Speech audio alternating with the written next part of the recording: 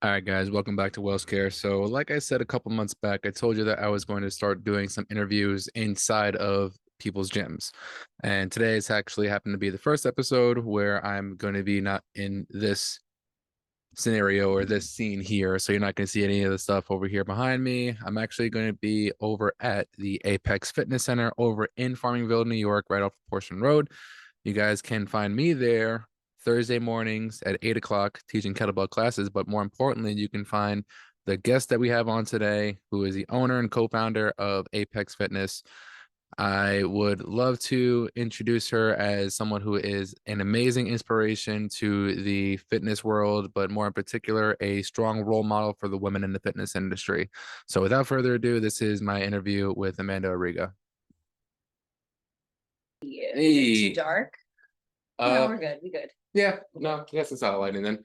So obviously we're in a different realm over today. We happen to be at my second training facility and also happen to be under, I want to say, one of the most influential Long Island women fit in the fitness industry, especially. Well, it's true. So I'll let her introduce herself and let her talk a little bit about herself and how this actually came to be. Hey guys, I'm Amanda Arrigo.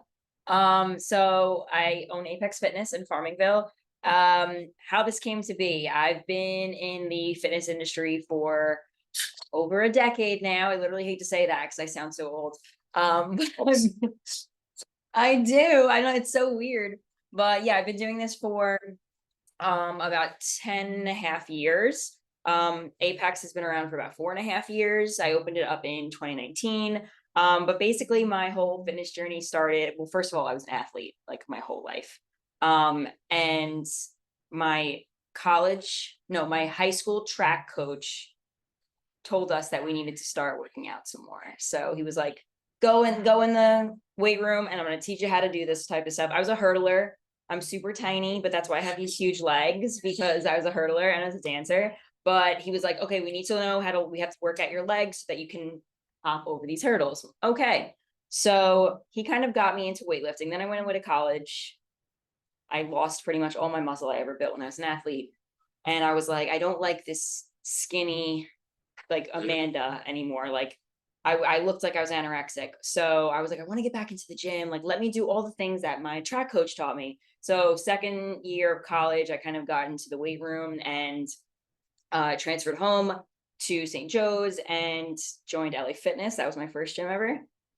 And was a cardio bunny. Yeah, I just shifted to being a cardio bunny and I literally did cable bicep curls, cable tricep extensions, leg press, Well, leg I wonder extension.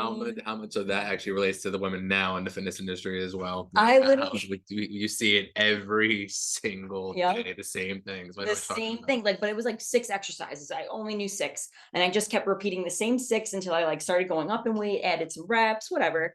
And then I bought my first fitness program online from my first influencer I followed at the time, which was Katie Hearn. And do you know her? I She owns Alani. oh Yeah. no, I did not know that actually. Yeah, so she Okay. is pretty big. I bought a program from her and then built a little bit of a lower body foundation from that. And then one of my coworkers at the time I was bartending, he was like, "Oh, you're going to the gym, blah blah." I'm like, "Yeah." He's like, "Oh, come to my gym." So I went to Fitness Plus in Port Jeff, met up with him, and he introduced me to like four of the dudes that he works out with. And one of them was actually just home this weekend from California. He moved there, but I ended up lifting with these guys. It was me and four dudes, all bodybuilders, and I was this tiny little thing who didn't know anything except for a cable curl and a leg press. It was it was Surrounded by these ridiculous. giant swole monsters, it's just like Basically, yeah. that's hysterical. That's hysterical. Like you're like I the was one that they're trying to protect. I was a little peewee. Yep. Little people. Yeah. And they taught me their ways and I put on a nice amount of muscle. And one of them was like, you should compete. Like, you know what? Fuck it. I was going through a breakup at the time. I'm like, yeah, I'm going to work on myself and I'm going to compete. Then I got into competing. And I had quit my career to be a bikini competitor. And that lasted very, very shortly. Okay. Because I ran out of money. And then I didn't perform well. I competed for about 2 years, ran out of so much money. It's an Fucking sports. expensive sport. Like the Yes. people think like bodybuilding are just going into shit. No, it's expensive as hell between the actual buying into the competition and then Your paying for your car, your coach. NPC card, your coach, your if you're a woman, you got bikini, you got hair, you got makeup, you got tan, Hmm. heels, posing coach, like food, supplements, all of it. If you do extracurricular supplements for men or even women, like that's expensive as well. Yeah, Like all of this shit just it's a money drainer for absolutely no reason. yeah, because that's also the part it doesn't fully register with me just because I never competed and Yeah, don't really have any definitely. visions to compete. I don't have any visions to compete, but I know plenty of people. And actually, one of my clients, Gianna, shout out to Gianna. Mhm. She competed and she actually won her first competition ever. Yeah, she Uh, did really well. yeah, she's obviously going to compete again. She wants to turn that into a career as well. But She's tall. She's gonna do so well. yeah, She's very proportionate for her like like height compared to like muscle mass. She's gonna do really well. and that's the other part of the industry that I was about to get into. It's just like some people are gifted when it comes down to having an actual like tall physique and being able to Proportions. exactly. Hmm. Whereas some people who actually have to spend an extra amount of money then have to make sure their coach sees them as even as possible. Their Yep. opposing coach make sure that everything is balanced out. And for some people that are fully educated in industry but still pay so much is one reason why I understand having to coach, but I don't understand that part of it as well. Because you already have the information, you already know what to do, you already Yeah. know exactly what you need to put your body through, but you don't need to put yourself into bankruptcy at the end of the day No. too for it because it's For not a really. fucking medal. A e- little mm, thing. And like they don't even refer to you by your name, you're a number. I hate to shit on that- that. I hate to shit on the like NPC IFBB because my boyfriend's an IFBB pro and he loves it, right? Like that's I mean, he's not doing it anymore. He's kind of I don't want to say retired, but at the moment not competing. He still loves it, but I can't wrap my head around how I did it for so long because it's not only just the financial sacrifice you're making, but you're just making like a gigantic life sacrifice. yeah, Like huge. And 2 years of it was plenty for me to realize that like I'm not a proportionate person. I'm 5 foot and my legs are gigantic. I have tree trunk legs. My arms, I'm strong. I'm like a mighty mouse. I have I am. accurate, definitely I have accurate. a strong upper body, but you can't see it. Like my shoulders are not capped. I don't understand it. It's just not in my I don't think it's in my genetics to get like that unless I ran shit to get capped shoulders, which I don't want to do. I was not performing the way that I wanted to perform. So I pretty much ran away. Mm. And me and Anthony went and traveled across country and we lived in California for 2 months. And we were gonna try to start a life there. And I was like, this is not scene. I'm not a California person. They're a little slow. And A little, oh my god, a little. they would leave their fucking brain on the sidewalk if it wasn't in their skull. You're good. So basically we went there again, no money, and came home. I had $44 to my name. I started bartending and I'm like, you know what? I am gonna be a personal trainer. So I went to BOCES, which I think that they totally should make personal training a course, like a actual like course. Like, Well, it is actually at BOCES in high school. When I graduated 2014, so I uh-huh. graduated a little before you.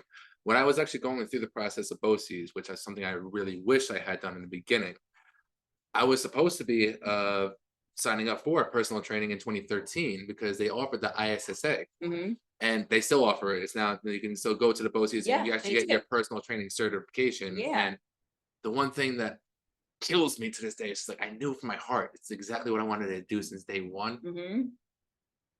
but parents tripped into ear, military Yep. first, college, Exactly. yeah, all this And other. you have well, listen, we talked about how Yeah, you went through the military for a reason. You might not really know what the reason is quite yet, but it will come to you at one point in your life. And like I have a 4-year degree that's collecting dust.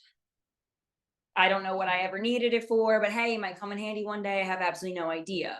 Um, I don't think I ever see myself in the juvenile system. Like I worked with the kids on probation. right. Uh, I don't really see myself ever going back to that. It doesn't really correlate with fitness much at all. So I don't really think it's going to happen. But hey, you never know what is later on down the line. No, of course. Who knows? Maybe you end up training those individuals. You never know. Exactly. Like that's actually one of the funniest things about life is that it will show you something that you may want or something that you dreamt out for your kid, but the reality is it may be part of what you actually want at the end of the day as you get older.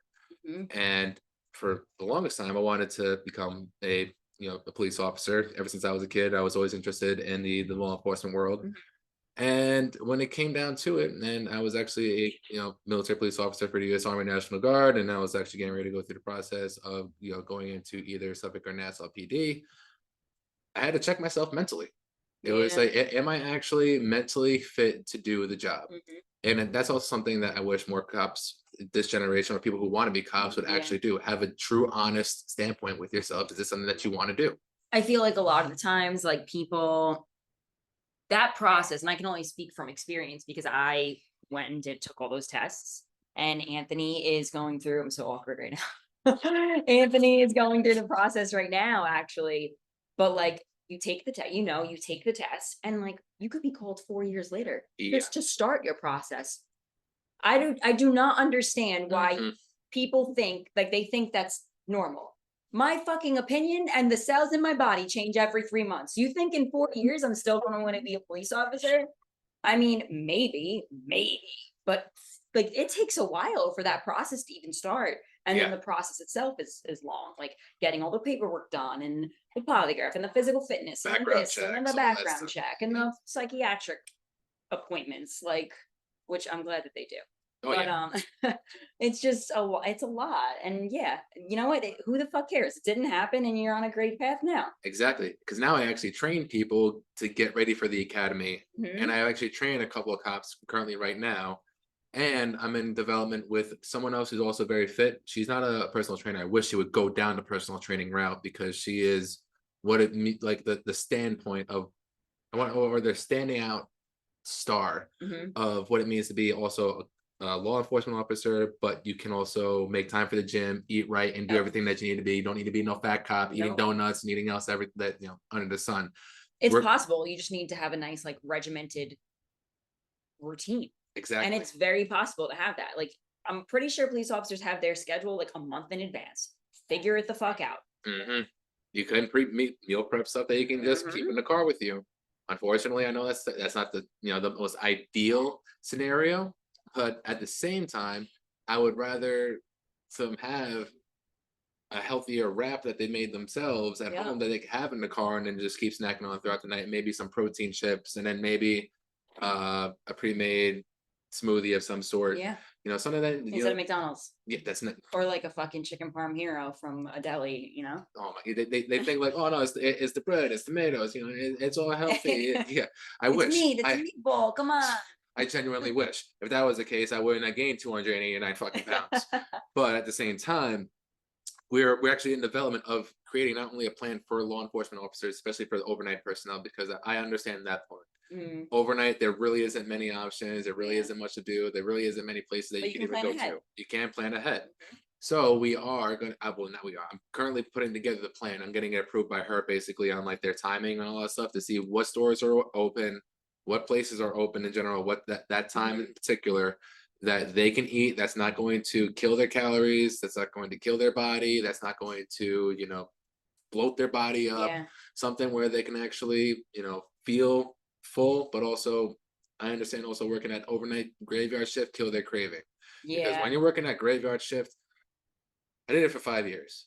It is the fucking worst. You're bored out of your mind. There's no stimulation. So all Exactly. you want to stimulate your mind with is food. You put up the little laptop or iPad or phone, whatever you got on your dash, and then you lay back, you have your coffee, and you just Mhm. wait, or you drive around, and then Yeah. that's literally your entire And night. food stimulates all your senses, every Mhm. single one of them.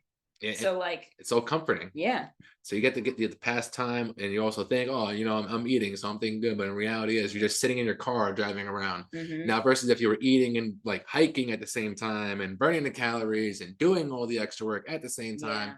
Yeah. Now we're talking a whole different route. But you're sitting in a squad car or you're sitting at a desk the entire day, the entire night, not doing anything, very minimal physical activity, Hmm. and then you're just feasting. Yep. And that's a way to a miserable life. Miserable life and a miserable body, Yep. miserable ass body.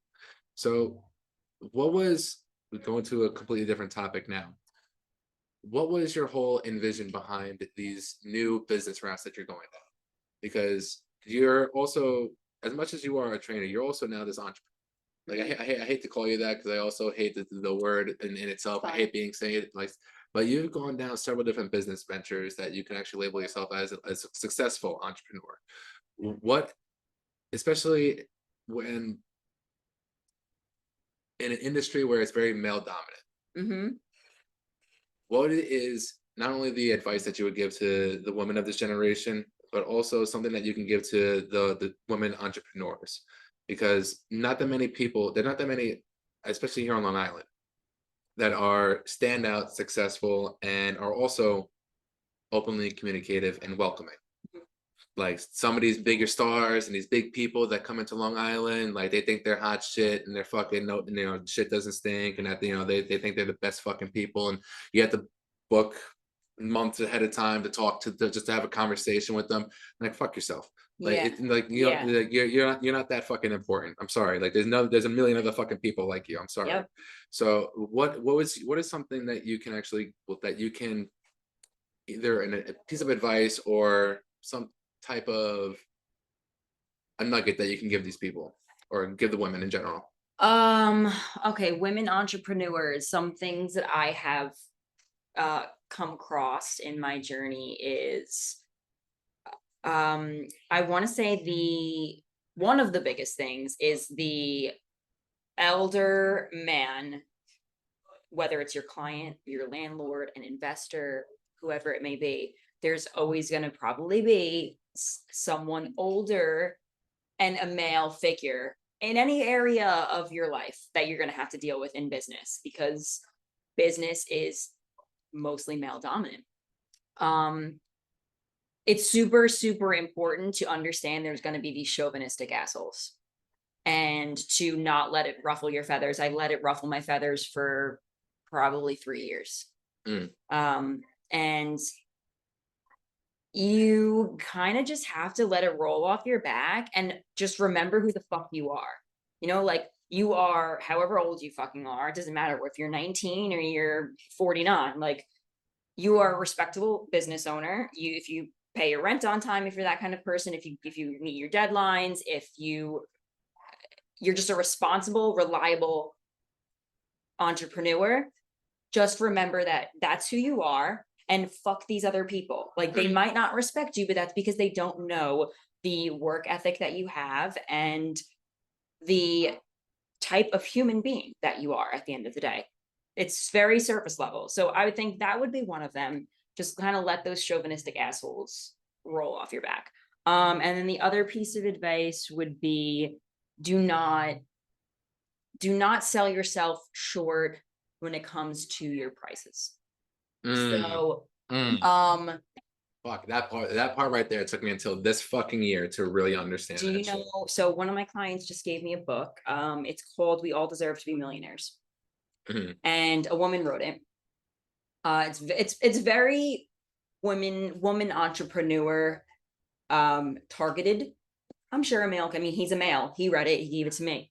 Um, she speaks a lot about how women do not charge their worth because they're scared, because it's like a subconscious programming in our body. Because we are women, we maybe need to nurture a little bit more, so we kind of understand when someone's going through a financial problem. Like, oh, I know I have to raise my prices for me, but like I see that this person's already struggling meeting me where they're at. Like, okay, this is the empathetic, nurturing female demeanor that's coming out now, and I'm gonna be like, oh, okay, you know what, we'll do it in increments. I'll raise you, instead of raising you $10 a session, we'll go 5 for now. And I'm guilty of it. I've been guilty of it. I've been guilty of it almost my entire career up until he gave me this book just a couple weeks ago. And yeah, you have, and you're not even a woman. Mhm. um Not saying you need to charge a million goddamn dollars, but for me personally, and I'm only going to speak on me because I don't know what everyone else is capable of as a trainer. I only know myself, and what I see. So I have been here in the industry for over a decade. I own my own facility. I have a successful online business. I've I'm a certified nutritionist, and I can pretty much I have so much useless information when it comes to like um supplement different types of supplements and the benefits behind them, when you should take them, dosages. Like I'm pretty good with that kind of stuff. I've taken hormonal courses, I can read blood work. I'm myofascial release certified, so I can do any kind of fascial release on you to help release restrictions. Let's put a checkpoint on that. We're definitely gonna come back to that. We 100% will. I love talking about that. But like boom, boom, boom, boom. I just rattled off at least 5 things that I have added to my list, my value list. So you're Yeah. not paying for my time anymore. You once were, when that was the only thing that I was good at was training. But now when you come into a session, you're going to get my training background. I'm going to create a great kick-ass program for you that's going to help you reach your goals. But you're also going to get so much knowledge on things you should be eating and consuming, supplements you should be taking to help regulate your hormones, because I can also read your blood work if you go and get a script from your doctor. And if you come in with an injury or a little tweak or something, I could fix you before we even head into the session. Why the fuck am I still charging what I'm charging? Mm-hmm. So I'm in this transition right now where I'm doing that, where I'm starting to see my value, not just my time being my value, but like everything you get in that hour that you're with me. And I started raising my prices. So that's the other piece of advice that I would give to a woman entrepreneur, especially, but like anybody really, like charge your value, charge for your value, not for your time. Mm. That's it. That's literally as a trainer who someone like myself who literally started off as like.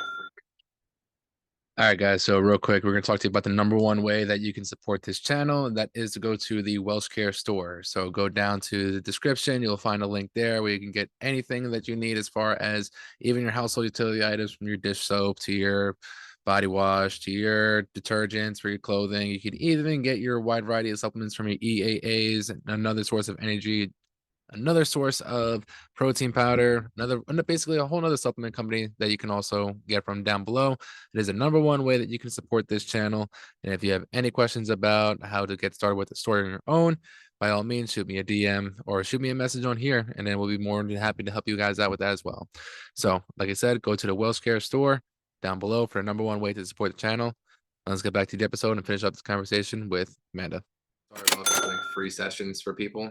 And for a good portion of the Which you have to do in the beginning. yeah, for that's part of that people don't want to talk about the personal training industry, is that you have to give out those free sessions because you have to establish your name.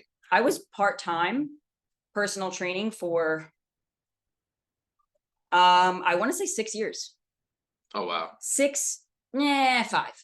5 years I was part-time personal training, and I was still working in the restaurant industry.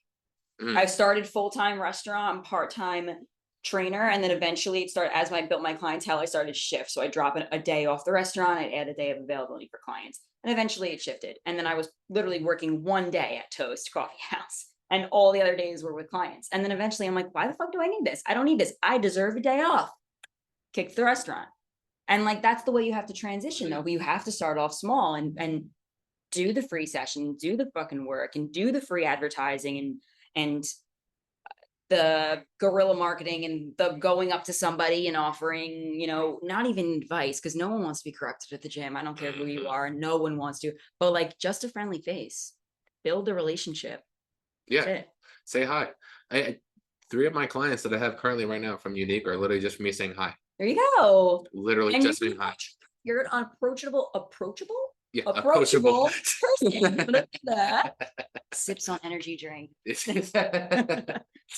And that's the other part too about being a trainer, is that you got to be approachable. Like if you're not approachable, or even just someone who can have a conversation with somebody, they're not going to even stick with you, because one, they're not going to feel comfortable talking to you throughout the entire session. Yeah. The more open you are, or the more you allow yourself to be open for them, the more they're going to spiel with them. At the same time, as much as this is a personal training, like you're going to be working their physical brain or physical being, you're also going to be working their spiritual and psychological and all these other points of the body at the same time, if the client feels that much more comfortable with you. Yeah, you have to be personable, approachable, personable, confident, knowledgeable, all of the above. You have to encompass all of them. Otherwise, you're probably most likely not going to succeed as a trainer full time. Yeah, I mean, part time may do pretty damn good, but as a full time, like making this as your full time gig, like as a living, no. Yeah. Sorry, you don't last. And No. I've been in the industry now long enough. Like this is now my 5th year taking personal training serious, It's and good. I've been in the industry, technically working the front desk at a gym for almost 10 years now. So very gross to even think about that as well. I graduated high school, started working in Blink Fitness at the front desk, and then from there, that's where I kind of like the personal training thing was like Yeah. really flashed into my Yeah, eyes. you were aware of it and you were like, wow, this is a route I can take. Yeah, and it was definitely around that I saw myself succeeding in the most, and it was only because I kept listening to the outside voices on what I should be doing, on what I should do now. You could be doing if I had really taken the personal training serious. Yes, I do understand fully that. Yet, and fully believe that you have to go through everything in order to become the person that you are today. Yeah. Because had I started personal training when I did, Lord knows the kind of trainer I would have became. I Yeah. probably would have been one of these knuckleheads I see in the gym that are just telling people to do a squat and it's not even going parallel. I agree with this. I'm happy I became a trainer when I did, because if I became a trainer today, and I'm totally not shitting on trainers that are becoming trainers today. This is so don't misinterpret what I'm about to say. No, it's harsh I'm criticism. happy that I did when I did, because there weren't all these like Instagram fitness gurus posting like do or don'ts and you should be doing this exercise for your glutes instead of this one. And like these are my top 5. And it's like, I don't give a fuck what your top 5 are. Like, am I guilty of posting shit like this? Yeah, because it's like clickbait. This is how you You keep have to people build your engaged brand. for sure. But so many like average Joes take that stuff like as Bible. It's like, wow, okay, her favorite exercise are hip thrusts and RDLs. It's like, no, like honestly, probably one of my favorites to build glutes or lunges, but because RDLs are a better angle to film at for people to click on my fucking post because it's straight ass cheek, I'm Mhm. gonna film this. So I'm really happy that I came up as a trainer when I did. Don't get me wrong, I post this kind of content because again, it helps build from here on out. But But you're also established. yeah, so like if I don't want to post it, I'm not gonna. But there weren't these gurus like telling you what's right and what's wrong and get confusing you. So many people are getting like false information left and right because this person has 4 million followers but isn't even fucking certified and has never trained somebody in person in their entire fucking life. Do you know the basic anatomy of the body? No. I don't give a fuck what you have to say then. Mm. Like you have only trained your body. You have not trained anyone else. You're only aware of yours. So like what you say is not Bible. And I think that's super um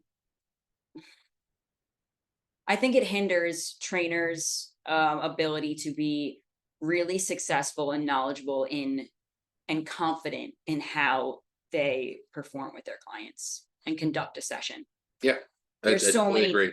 there's so many things in their head going, okay, wait, I have to pair this exercise right because so and so said this is a horrible pairing. Don't do that. No, how about the fuck you try it yourself, try it out with the client. If it doesn't work for them, it doesn't work. And in 6 weeks, reprogram. It's all trial and error to everyone's Everybody bodies. is different. Everybody is different. Literally every single human body is different. Mhm. Someone may be able to do, a bench press, but can't squat properly. Someone may be Yeah. able to squat, but they can't do a bench. Someone may Yeah. be able to curl, but etc. Someone can maybe able to do this and not be able to do that. I think everybody's capable of everything. I think everybody just has to have different tweaks. Yeah. Different positioning of their feet, different positioning of their shoulders, different positioning Hmm. of their wrists. Like every single thing is different. Yeah. And Like if for we me, want to tie this into MFR really fast, most of the time, a lot of people have these types of restrictions with wrist placement, foot placement, hip placement, um, all these different types of placements and setups and grips and stuff because they have restrictions, some kind of fascial restriction going on in their body, which is causing them to have to make these modifications and all these exercises. But trainers are not educated in that. So they don't know how to sit there and customize this person's workout routine. It's like, okay, we're only doing wide grip lat pull down. It's like, okay, yeah, but this person has zero fucking range of motion Mhm. back here because their pec is tight. Well, maybe if everyone was educated in myofascial release, it's like, okay, cool. We're gonna try lat pull downs. Okay, no, this is hurting my shoulder a little bit. Okay, cool. You probably have a restriction in your pec. Let me release it quick. Quick release, boom. All right, try it again. You might have gotten full range of motion now. It could be something as simple as that, but not everyone's educated in it, Mm. which we should be. So speaking of it, I would love for you to go just into a brief detail, or as much as you want to go into detail about what this really is for the human body Yeah. and how is it done, and then how you actually came across it too. Okay, so we'll talk about how I came across it. So I was working at Unique in Farmingville a few years back, and I was having, which is a super common, women listen up. Even men, listen up. Mostly women though, because I know this is super common if we're trying to build the glutes. I started having that pinching sensation in my lower back. Really not your lower back, right? That you're doing an RDL, you're doing squat variation, anything sumo stance where you're very externally rotated and you're feeling that pinching sensation in your lower back. It's really actually your pelvis, and it usually has something to do with the misalignment of your hips. So anyway, I was feeling this and it was horrible. I couldn't do anything anymore, but I just bit my tongue and I got through the set. And then one day, somebody came over to me and was like, "You're really quad dominant. Like, you need to shift the weight into your heels more with most of your exercise." And I was like, "Yeah, I know, but when I do that, I feel this." And he was like, "I got somebody for you." So he gave me the contact. I've been going to her for about 8 years now. She's fucking phenomenal. She has changed my life. She has changed my body. Helped me with my body recomposition 100% in the gym. I would never be able to probably have some of the muscle development that I have now if it wasn't for her releasing some of the restrictions that I've had throughout my body, not just in my lower back area. Um, it also helps you emotionally, but we can get into that. But that's pretty much how I got into it. And I've been doing 8 years, about like twice a month. I go definitely once a month, 100%, but I shoot for twice a month if I can. What is myofascial release? What is the All right, real quick. So we're going to talk to you guys a little bit more about the guys over at Cannabolics. So boys over at Cannabolics have been at it since 2019. It is a company that started so that NCAA athletes had a clean source of CBD without the risk of THC interfering with their drug test. So if you're somebody who is needing a clean source of CBD without the risk of THC, go to cannabolics.org and get yourself either the freeze gel roll on, get yourself some CBD flower to smoke on, or if you get yourself the best edible on the market. With 3,000 milligrams of CBD isolate, 300 milligrams per square. It is basically like an ibuprofen naturally for your body. So use code Welshcare, WELSHCARE, at checkout and save yourself 10% off your order. Now let's get back to the episode. What is the fascia? So the fascia is basically a gigantic spider web that runs throughout your body. It runs through your digestive tract, your bones, your muscles, your nervous system, everything, like intertwines through everything. If you have IBS, if you're having problems going to the bathroom, if you are having problems with taking deep breaths in, you most likely have some kind of restriction going on in your abdominal region. So, like if you have IBS, if you have some kind of digestive issue, you most likely have restrictions going on in your hip flexors. So you want to release those. If you have a problem taking in deep breaths, your heart rate is skyrockets. This is a huge thing for a lot of people. If your heart rate is super high when you're working out, 190 plus, but when you stop the exercise, it drops pretty quickly. It's most likely because you're not able to breathe using your diaphragm. Your diaphragm's restricted. You're taking very shallow chest breaths. If you do a fascial diaphragm restriction, release, you release the diaphragmatic restriction and you can breathe through your diaphragm. Take big, deeper breaths and exhale a lot more CO2. Anyway, it runs through your whole body. We can talk on a muscular level since I just kind of went over breathing and digestive issues. But on a biomechanical standpoint, I always like to use the chest as an example, even the hips. We'll go over the hips because I did say the ladies, you're going to want to listen up for this. But we'll go over the chest because a lot of men struggle with this issue. I can't develop my chest. I can't develop my chest. Blah, blah, blah, blah. Okay, yeah, because your fucking shoulders are rounded forward because you have all of these restrictions going on in your chest. Your posture's going to shit. And not only is our posture going to shit because we're like this all day, but our posture's going to shit because we're so restricted here because the world is heavy and this is where we hold it because this is where our heart is. And this is such a spiritual, emotional shit that I'll talk about also. but like this is where our heart is. This is where we hold our emotions, and we go like this when times get tough and the world is heavy in order to release it. So I always use my shirt as the example. So like, let's say we have a restriction in the pec. We have a restriction here, shoulders rounded forward. We're going to bench. We're getting this clicking in our shoulder. We don't have full range of motion coming down into it. So we can only do maybe incline or only dumbbells. We, as a myofascial release therapist, you come in and you stretch the fascia. So what I would do is, if you had this restriction here, is I'd release up here and then I'd release down here, the surrounding areas, and you hold for 5 minutes or more, and it will unwind on its own. Not saying that everybody has the magic touch, because not everyone does. But if you have somebody that knows what they're doing, they know how to release the fascia the proper way, it will unwind. And then your rounded shoulder will finally fall back into place. So stuff like that. The hips are another big thing. So like, if I stand up, am I going to get cut off? Whatever. So the hips thing, like if you're feeling the pain, like back here, like a lot of people do, and this comes, a lot of older women and men feel this, like, oh, my sciatica. No, it's not your sciatica. If it's not traveling down your leg, it's not sciatica. So they're feeling it here. It's most likely, if they're feeling it on the right side, it's your SI joint. It's because your hip is rotated up and forward. So now you have that like anterior pelvic tilt, right? Old bitches walk around like this. Yeah. So you have that little tilt, and what that's doing is now pulling your piriformis, which is the top part of your glute. It's stretching it out so much because it's rotated up and forward, and it's pressing down on your sciatic nerve. So in order to release that, most of the time it's because you have tight hip flexors, because you're walking around like this, and now your hip flexors are shortened. In order to lengthen them, you need to release the hip flexor area. And once you can release the hip flexor area, it lengthens, and then the hips can tuck back underneath because there's room. And now you just release all the pressure from your piriformis that was pressing on your sciatic nerve. Wow. It's probably a lot to digest. I hope that made sense. No, it really did, just because I also have the background in massage therapy and as well as Reiki, and I had the background of doing it, not as consistently I was doing it, but I understand the concept of working in the surrounding areas, because then it just creates an even flow to just in general the area where the pain was, so that your body can actually help heal on its own. So I fully that sounds very interesting. Like I said, like I told you the other day before, I'm very interested in setting up a session, just because it's something that also I want to understand myself as well, and I want to see firsthand. Yeah. So definitely gonna be booking my definitely firsthand. I'll definitely talk about it on here as well, how it was. And take 1 second. We're gonna do one quick break.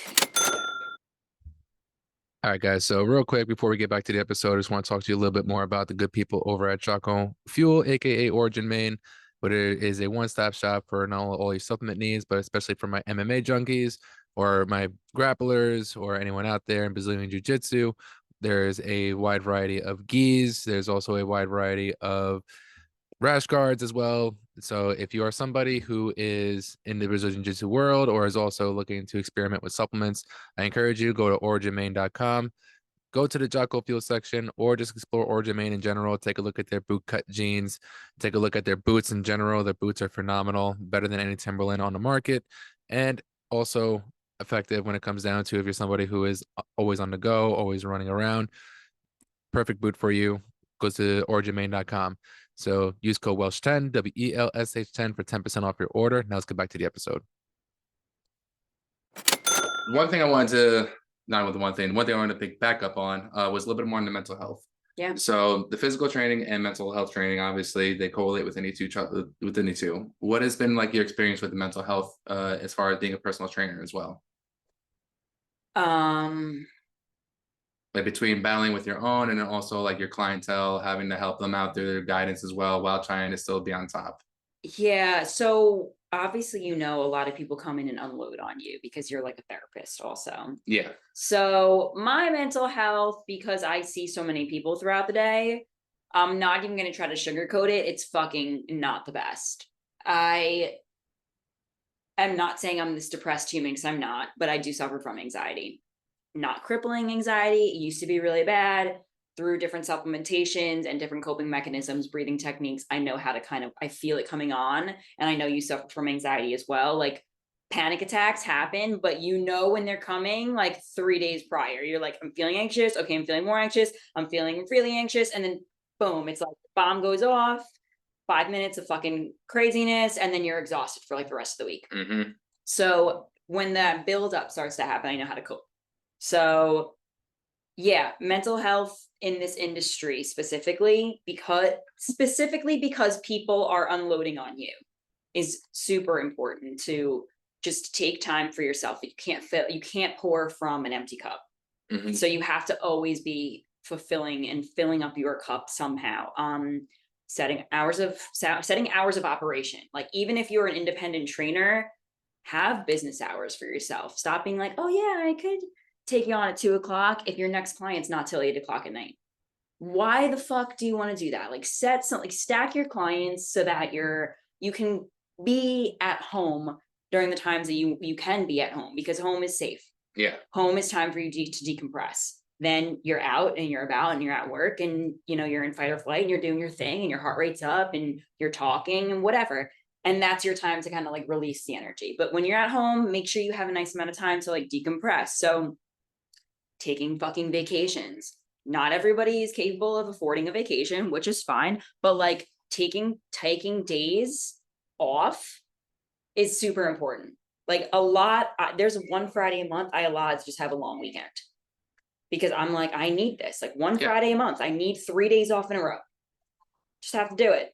So there's that when it comes to just like recouping with resting.